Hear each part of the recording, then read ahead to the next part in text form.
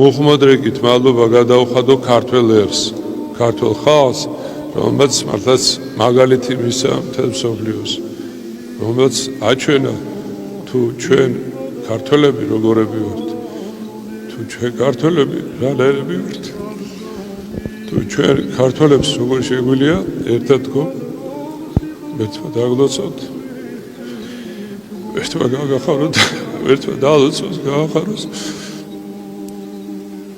სულიად საქართველოს მთელი სამყარო ჩვენი თანამემამულეები, რომლებიც უცხოეთში არიან, ნაწილი ღვთისმწყალობით დაბრუნდა თავის სამშობლოში, ნაწილი რჩება ისე უცხოეთში და ღმერთმა ინებოსო საქართველოს გამთლიანება, გაძლიერება, გავწყინვება თვითონ ჩვენთანაც მოსწრებოდეს.